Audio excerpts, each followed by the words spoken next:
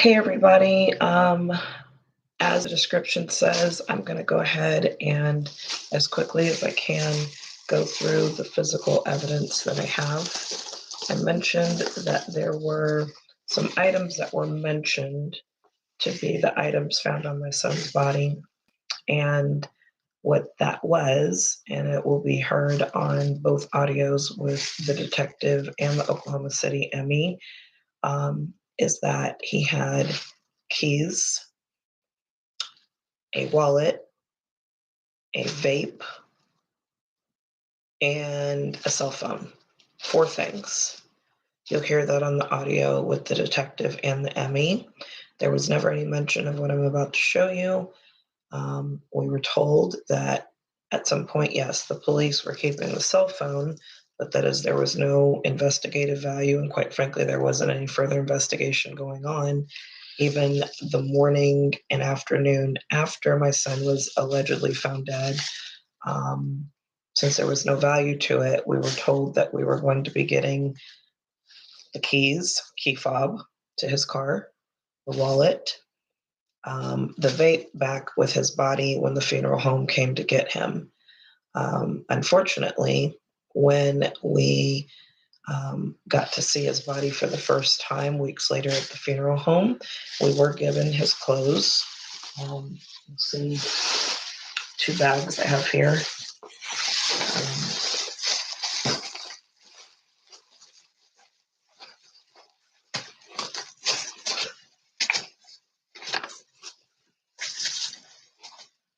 This is one bag.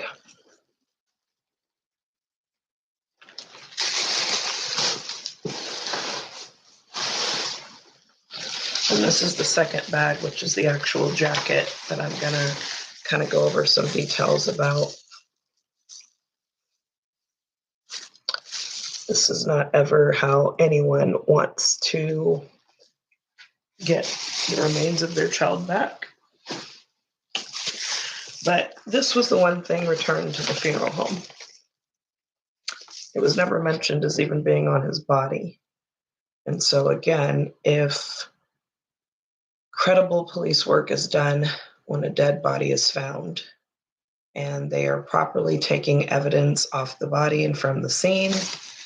I'm not a law enforcement officer. I mean, no disrespect, but it seems like they would meticulously detail what was actually on the body. And it seems like this watch would be mentioned along with, yes, a cell phone, keys, vape, and a wallet. You'll hear it was never mentioned in any of the audios, but it was the single item that was returned with the clothing and his shoes to the funeral home, while they maintained the wallet, the vape. The keys were actually given to a non-family member ex-girlfriend 12 hours before he wound up in a tree. They were later admitted by the detective to be keys to his apartment, mail key, and the vehicle that he had primary insurance on, that he drove to do 3 of his jobs out of the other 2 that he was working.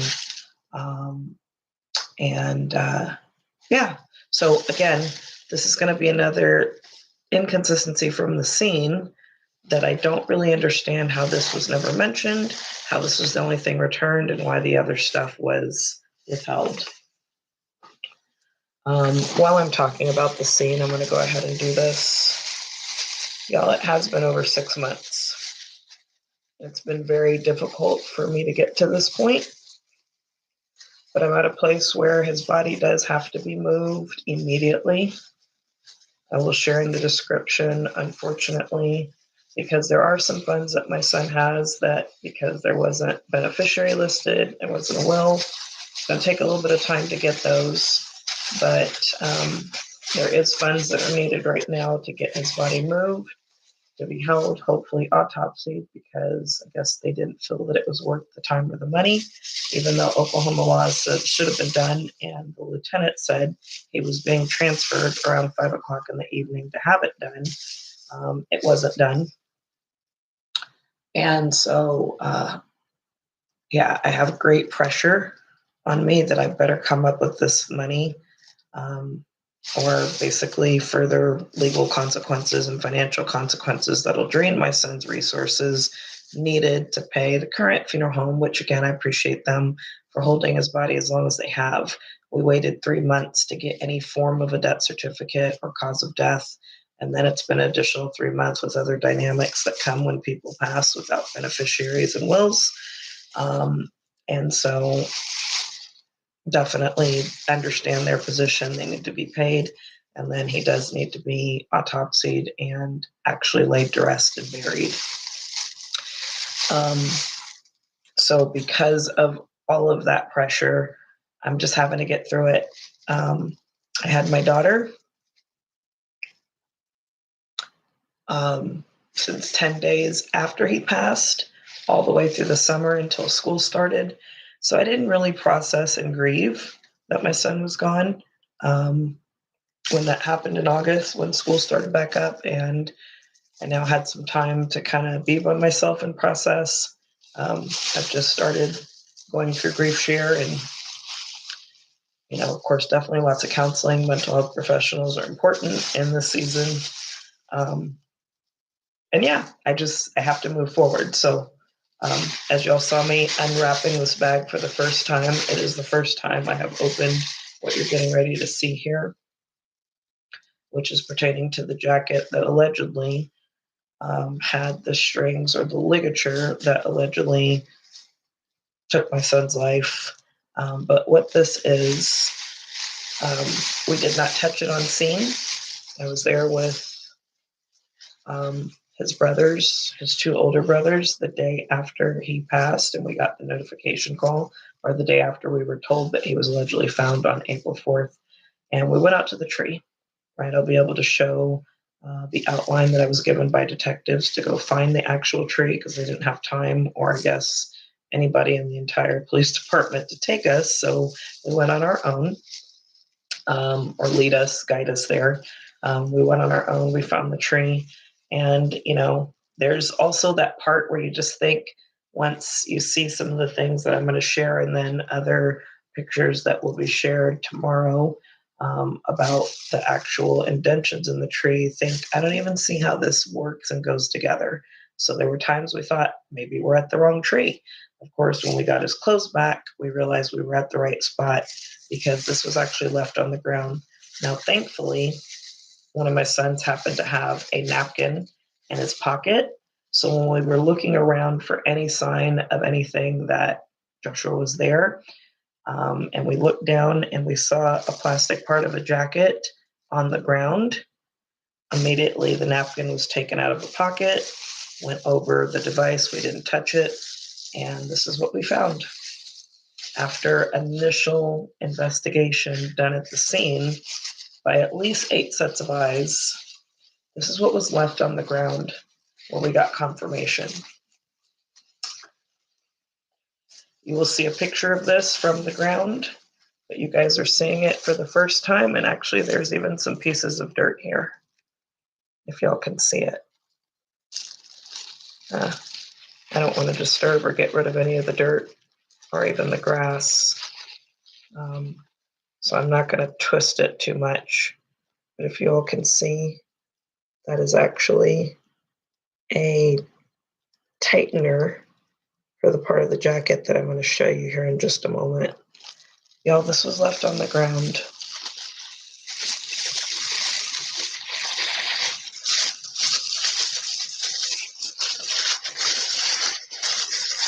I don't think fingerprints can still be taken off of plastic 6 months later, but in the rare event that it can be, I'm going to put it back in here because, again, apparently my son's life wasn't valuable enough and didn't matter enough for law enforcement to actually do this.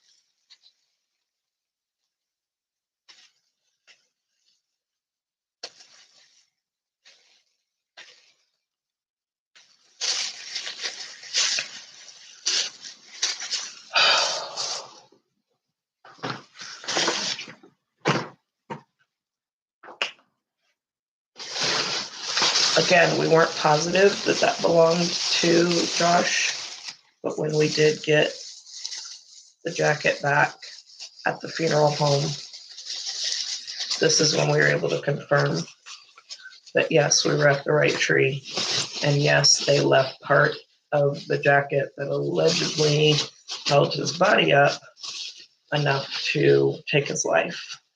Now, again, I don't know how clothes should be stored. I'm seeing mold and other things growing. Probably should have been some instruction on how to do this. But I want y'all to see physically how much string allegedly went around a tree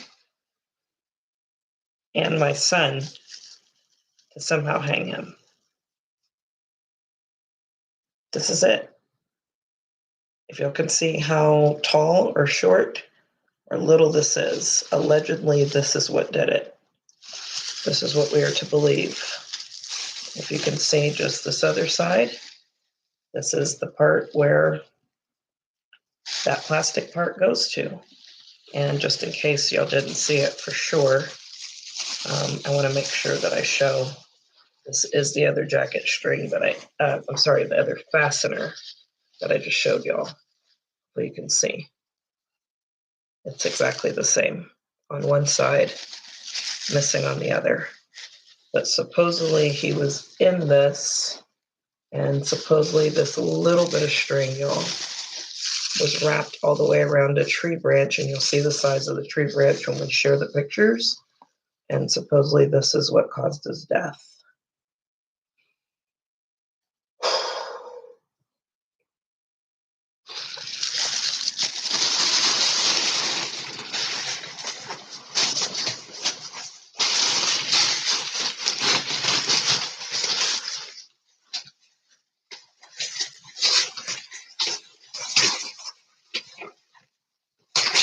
I already know what many of you are thinking. You're thinking the same thing I'm thinking. But if you happen to be a member of law enforcement or investigator or anyone that has any type of professional training, or maybe even medical field in any industry where this does not seem plausible to be something that could be around a tree and someone's neck and do what they're saying it did, yes, please reach out. I'm going to leave an anonymous Proton Mail account in the comments for any information you want to share. You can also create a Proton Mail account, Proton Mail, ProtonMail.com.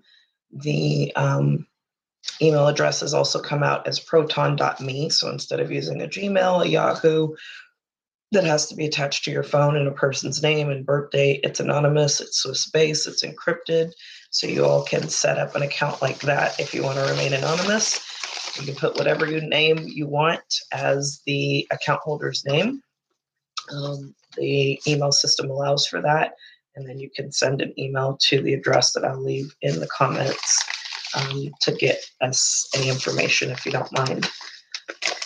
Okay. Again, it wasn't until Sunday that I opened up the bag with my son's phone.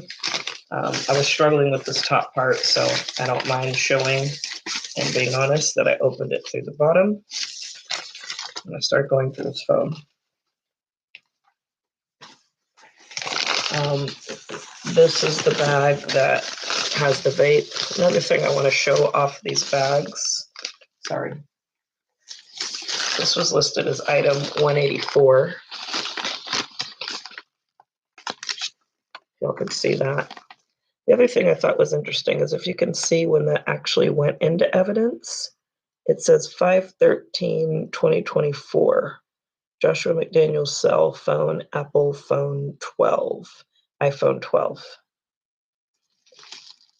It's got the case number R240157, R. Bruce, number 24, which is Rachel Bruce, 04/04/2024.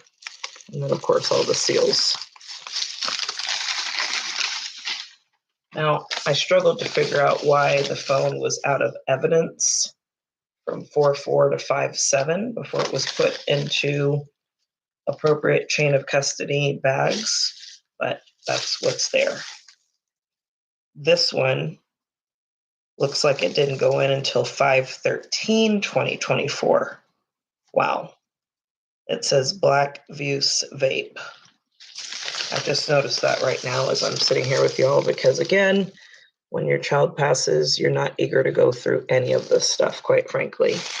Yes, you want it back, but you're not eager to go through it. So I just want to show the date that this one, for some reason, didn't even go into evidence until 5/13. I want to make sure y'all can actually see that date on there. Yeah, you should see it. 5/13/2024, Black Vuse Vape. Again, if he was allegedly found 4/4, I don't know why it was out of evidence bags for so long. I'm actually not going to open this. I have no known reason at this point of why I would do that. Finally, this one I am going to open, and you guys are going to open it with me.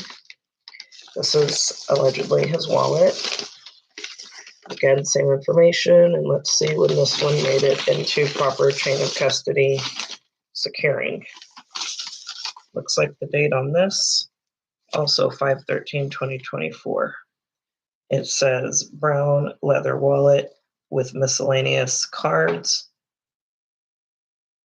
for Joshua McDaniels, item number 185. I'll get to be able to read that there.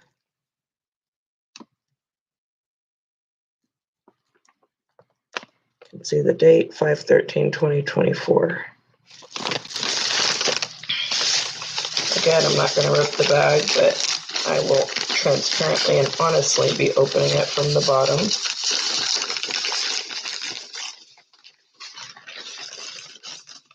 Okay, you guys see that it's open.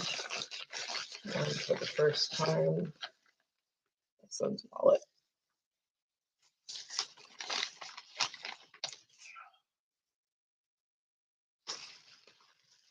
When I did open the phone, I did video the opening of the phone and all of the email chain that was there, particularly with the girlfriend, so that there will be opportunity to pause it, to stop it, confirm what was there, what wasn't. Not going through all of that in detail. And again, if it has no evidentiary significance and value, I won't be doing that anyways. I'm not really sure what, okay. So yes, this is his ID. Oklahoma ID. Does not look like there's anything else in that pocket with his ID. It does look like in this pocket, it's got a couple items. Girlfriend. And then underneath that, looks like it's got a yellow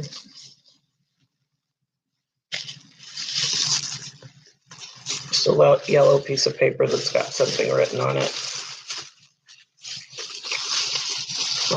It looks like there's nothing. Oh, okay. So after this part, it looks like I open it here, and there starts to be cards. Nothing inside of this little portion here. Looks like the portion that you could put another little pocket. There's nothing in there. But I'll go ahead and open up all of these cards first. I'm going to set it down. Looks like he was a plasma donor. Griffles plasma donor. Looks like there's a Visa card for that. His health choice card. Looks like his Cigna card. Looks like he had some kind of appointment. It says Wednesday, March 13th. Looks like this is eye care center card.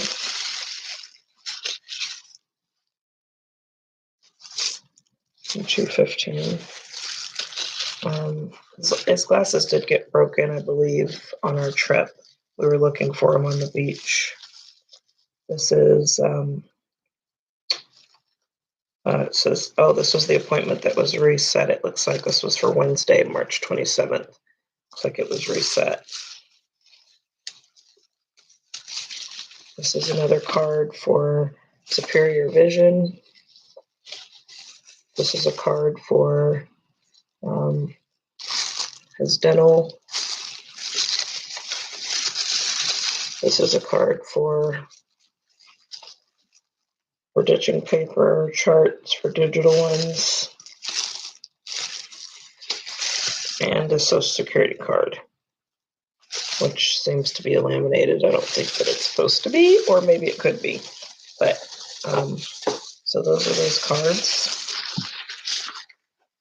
Again, he was very responsible, kept all his stuff together. So that's that. And then this part of his wallet, oh my God, is it actually locked? I do not think I've ever seen this before.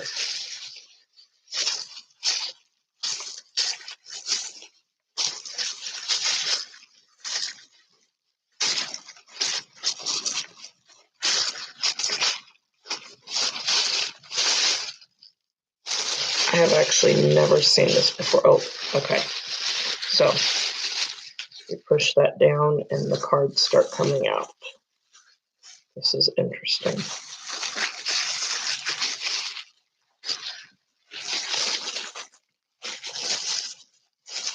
Pull these out. You can see they're out. The little thing here. Okay, nothing left. I'm going to go ahead and set these down. Looks like there's a vanilla gift card. Okay, looks like this may be a bank that he had. Chime card. Another card. Here's his CashApp card. This was his credit builder card. And it looks like an AARP card.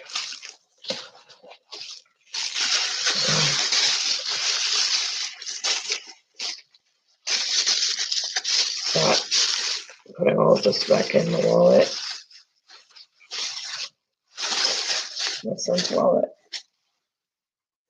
Now, why this needed to be retained for 3 months, there was no investigation and Mary decided he did it to himself. I don't know. I imagine I'll probably find out when I trace those accounts for balances.